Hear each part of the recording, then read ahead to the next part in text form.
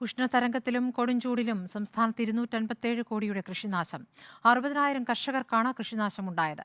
കർഷകർക്ക് നഷ്ടപരിഹാരം നൽകാൻ കേന്ദ്ര സഹായം ആവശ്യപ്പെടുമെന്ന് കൃഷിമന്ത്രി പി പ്രസാദ് പറഞ്ഞു.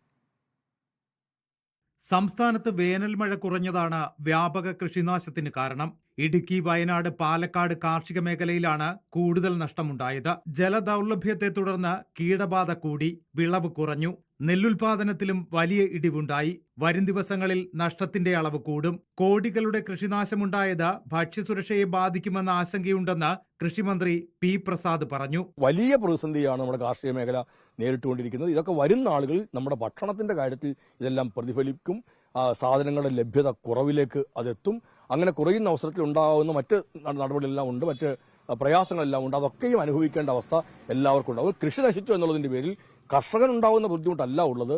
ഈ നാട്ടിലെ ജനങ്ങളുടെ ഭക്ഷണത്തിനാണ് അതെല്ലാം വന്നു ഭവിക്കുന്നത്. കർഷകർക്ക് നഷ്ടപരിഹാരം ഉൾപ്പെടെ ആവശ്യപ്പെടാൻ ഉദ്യോഗസ്ഥ സംഘത്തെ ഡൽഹിയിലേക്ക് അയക്കും. വരൾച്ച ബാധിച്ച കൃഷിയിടങ്ങളിൽ പ്രത്യേക പരിശോധനകൾ നടത്താൻ വിദഗ്ധ സംഘത്തെയും നിയോഗിക്കും. ചില മേഖലകൾ വരൾച്ച ബാധിതമായി പ്രഖ്യാപിക്കാൻ കൃഷിവകുപ്പ് ശുപാർശ നൽകിയിട്ടുണ്ടെന്നും മന്ത്രി വ്യക്തമാക്കി.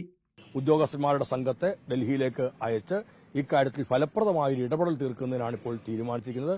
കേരളത്തിലെ ഗവൺമെന്റും ഇക്കാര്യം ഗൌരവതരമായി ചർച്ച ചെയ്യും. സാധ്യമായ സഹായങ്ങളെല്ലാം കർഷകർക്ക് എത്തിക്കേണ്ടതുണ്ട്. സർക്കാരുകളുടെയും സമൂഹത്തിന്റെയും എല്ലാ അർത്ഥത്തിലുമുള്ള പിന്തുണ കർഷകർക്ക് ഈ അവസരത്തിൽ ലഭ്യമാവേണ്ടത് അത്യന്താപേക്ഷിതമായ കാര്യമാണ്. ഉഷ്ണതരംഗം റിപ്പോർട്ട് ചെയ്ത സാഹചര്യത്തിൽ വരൾച്ച ബാധിത മേഖലയായി പ്രഖ്യാപിക്കുന്നതിനുള്ള മാനദണ്ഡങ്ങൾ മാറ്റണമെന്നും മന്ത്രി ആവശ്യപ്പെട്ടു. റിപ്പോർട്ടർ, ആലപ്പുഴ.